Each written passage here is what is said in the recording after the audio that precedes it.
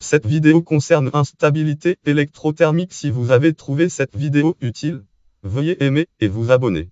Notons l'instabilité électrothermique, dite aussi instabilité de Velikov ou instabilité d'ionisation, a été prédite par la théorie par le physicien russe Evgeny Velikov en 1960, de prédiction qui fut confirmée expérimentalement dès 1965.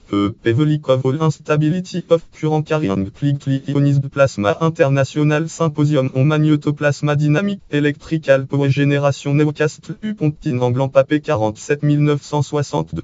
Velikov indique plasma turbulence du type ionisation instability 1 à Strong Magnetic Field International Conference on ionisation Phénomène mena un gaz Paris-France P511 1962. Velikov indique nihilation ionisation instability of a plasma white hot electron 1. On ionisation Phénomène mena un gaz Belgrade Yougoslavie 1965. Qu'une turbulence du gaz des électrons qui survient dans le physique des plasma physique des plasmas température des espèces plasma chaud plasma froid bitempérature d'un convertisseur d'une soumis à un fort champ magnétique et en régime d'ionisation hors d'équilibre thermodynamique, c'est-à-dire lorsque la température électronique excède la température ionique, par exemple quand le gaz d'électrons est échauffé à formatnium 10 000 Kelvin est alors que les lourds atomes et ions restent froids aux alentours de unité 4000 K. Au niveau microscopique, localement, la densité électronique et la température électronique, qui est la mesure de l'énergie cinétique moyenne des agitations thermiques dans le gaz d'électrons, fluctuent de même que les vecteurs densité de courant électrique et champ électrique. Cette instabilité se manifeste quand l'effet Joule communique localement de l'énergie au gaz d'électrons et que celui-ci ne parvient pas à dissiper cette énergie par le jeu de collision élastique ou un élastique. Sa manifestation est extrêmement rapide puisque son temps caractéristique d'établissement est du même ordre de grandeur que le temps caractéristique d'ionisation du plasma. Le plasma se stratifie alors comme un millefeuille avec alternance de couches fortement et faiblement ionisées. Dans un tube de glaise soumis à un champ magnétique transversal créé par exemple par un simple aimant permanent, la décharge prend alors l'allure d'une pile d'acide. Effet Hall. Dans les plasmas, l'effet Hall agissant des gaz n'a pas grand-chose à voir avec l'effet Hall tel qui se produit dans les solides, où le paramètre de Hall reste toujours inférieur à l'unité.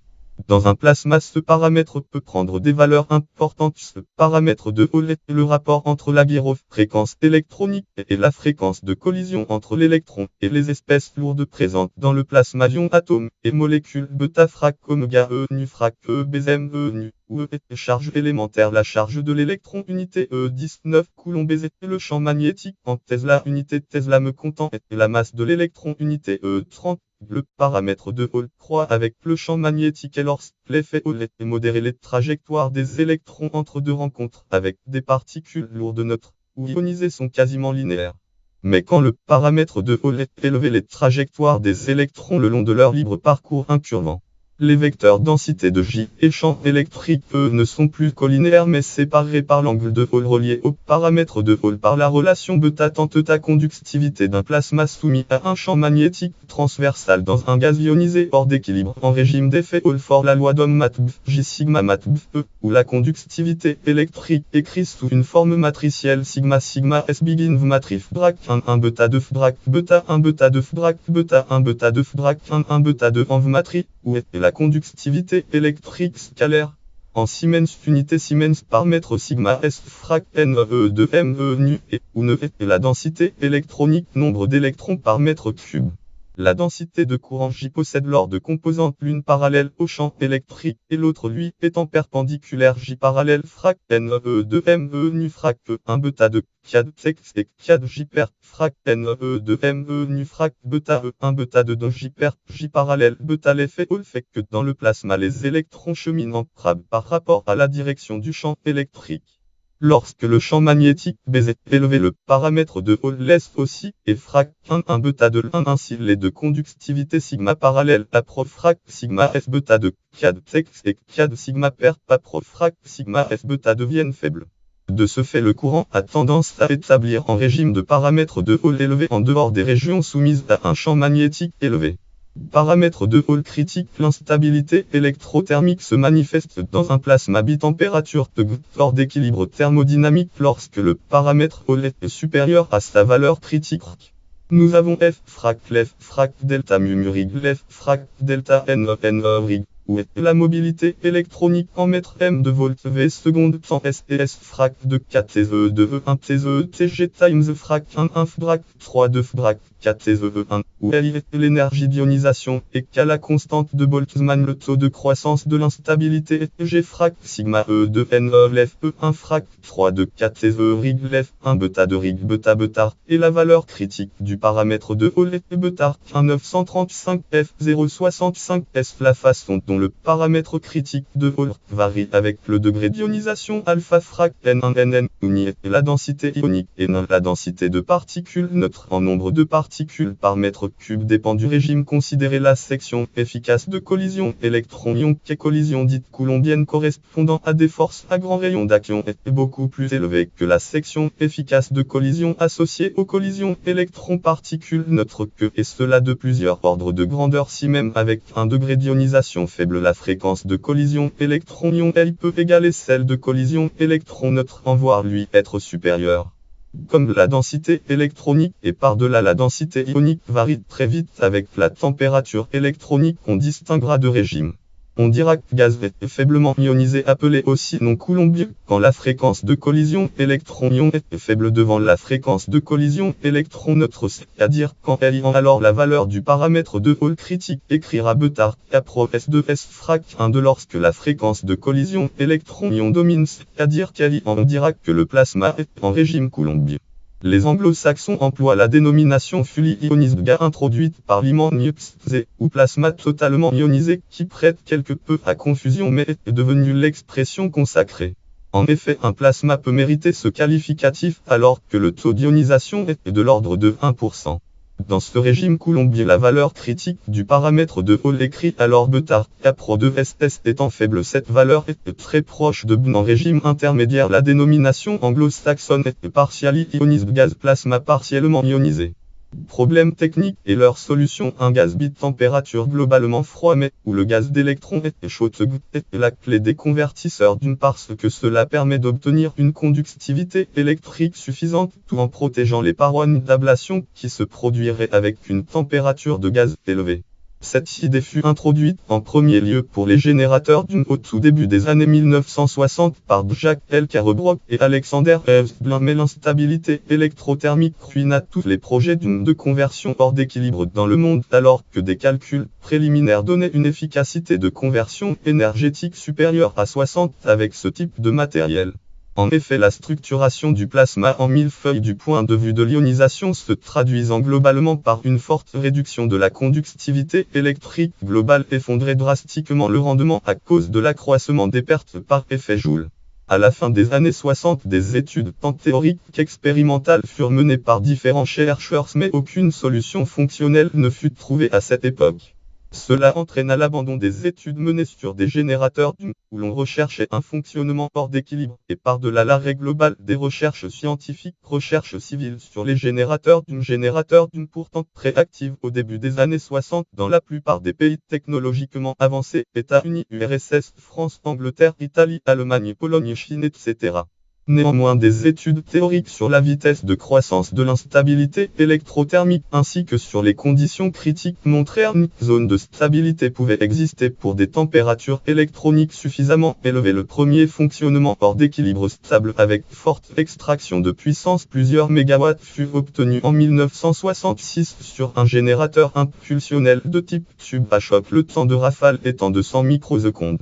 En maintenant la température du gaz à unité 10 000 K, il avéra possible de descendre la température du gaz d'essai, un mélange d'hélium et d'argon, à unité 6 000 K puis unité 4 000 K. Mais ces valeurs de température étant incompatibles avec un fonctionnement en régime permanent, ces expériences ne pouvaient que faire figure de simulation par rapport à des expériences à visée industrielle.